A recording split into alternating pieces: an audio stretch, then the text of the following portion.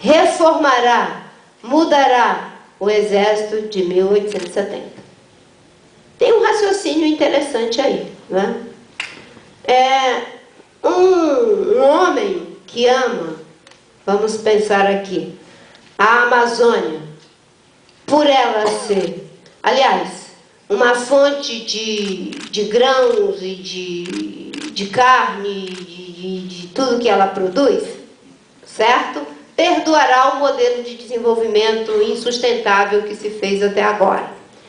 Mas, quem ama a Amazônia, estou aqui parafraseando ele, por ela ser a Amazônia, mudará o modelo de desenvolvimento da Amazônia. Certo?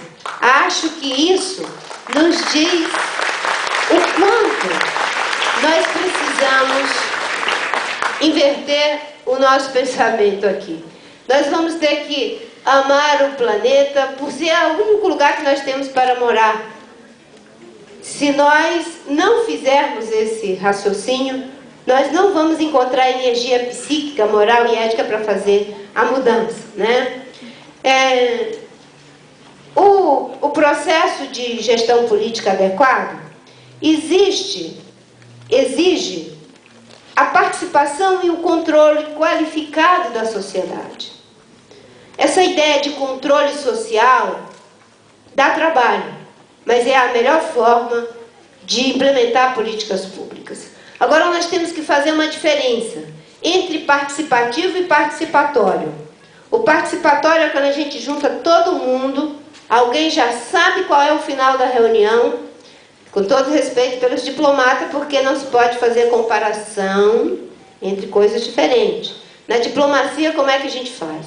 A gente negocia tudo antes, junta os líderes políticos, não é? Eles fazem a reunião, mas o documento já está pronto, aí anuncia. Antes do documento estar pronto, não tem como botar o Sarkozy e o Lula, não tem como botar, certo? Porque senão a reunião não funciona. Está correto nesse espaço, certo? Agora, se nós nessa sala, não é, chegarmos aqui e ele diz, vamos discutir o regimento interno da universidade, distribui o regimento para todo mundo aí. Alguns vão ler, outros vão fingir que lê, outros vão entender, outros vão fingir que entenderam. Aí todo mundo, ele já sabe. Foram ele e a equipe dele que fizeram o regimento, votação. Paciência, levaram 3 meses discutindo o regimento, a gente vai ler agora. Isso não é participação, isso não é controle social, isso é participatório. No controle social, para os processos transparentes, as pessoas têm que ter a prerrogativa de ter as informações para aquilo que a gente chama de consentimento prévio informado. E quando a pessoa não consegue entender, às vezes os pessoal falavam isso para a gente lá, quando eu estava no Ministério, para mim e o Márcio Santini, como é que a gente vai discutir isso aqui com os índices, a hidrelétrica, essa turbina? É difícil.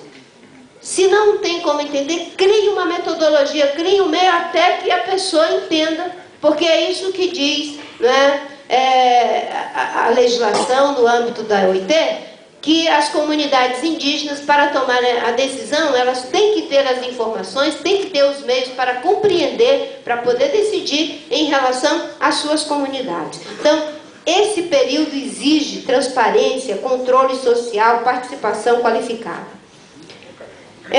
E radicalizar nessa transparência, dando acesso à informação.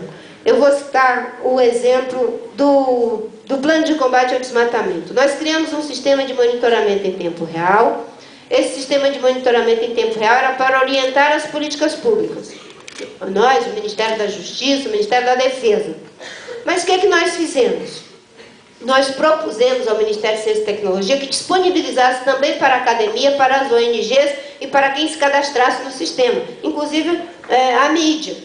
Quando nós propusemos isso, as pessoas disseram, vocês estão loucos, porque agora, né, o Cláudio Anjo, o Marcelo Leite, o pessoal aí da mídia especializada vão ficar de olho lá, né, e nós vamos ser bombardeados o tempo todo. Eu digo, mas é isso mesmo, nós precisamos ser constrangidos eticamente pela opinião pública para não permitir que o desmatamento continue aumentando. E ontem foi anunciado o menor índice de desmatamento.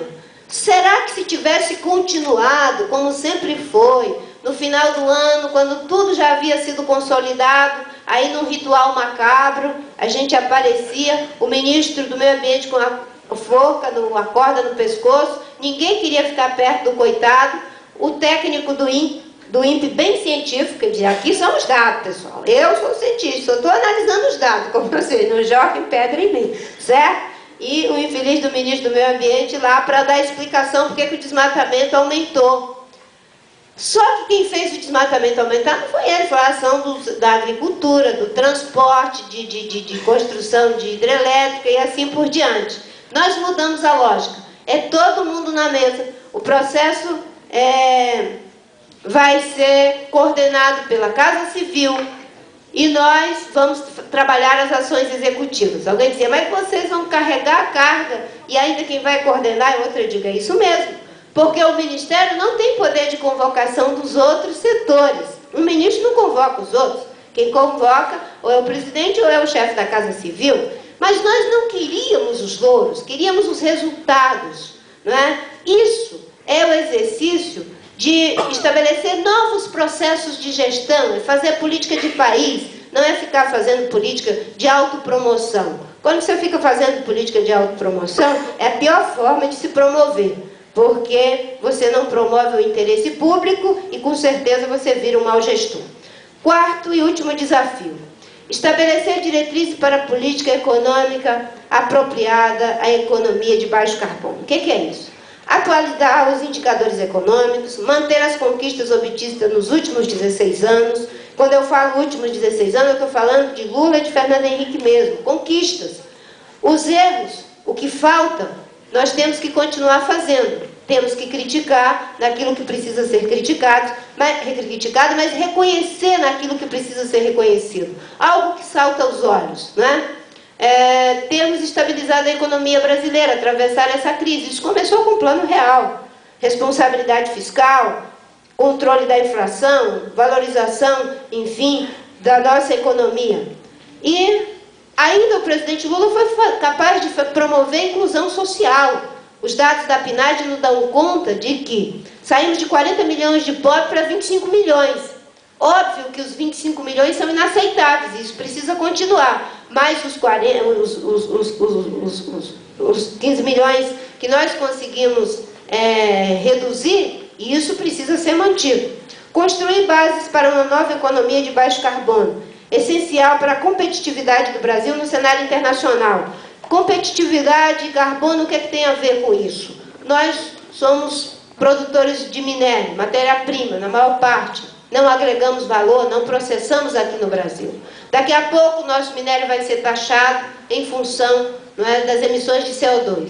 Se nós não substituirmos, não é, o uso de energia fóssil, de carvão mineral ou de carvão de floresta que não é plantada, nós vamos ter precificação desse carbono no nosso minério e isso vai nos levar a perder competitividade. Se continuarmos desmatando ilegalmente para produzir grão e carne, a mesma coisa. E assim vale para a indústria. É por isso que defendemos meta para todos os setores, para que o Brasil, nos próximos 30, 40 anos, possa transitar do modelo insustentável para o modelo sustentável. O modelo insustentável não tem como permanecer nem no Brasil nem no mundo. É uma mudança. Isso não é uma discussão de meio ambiente, é uma discussão que envolve todo o fazer humano.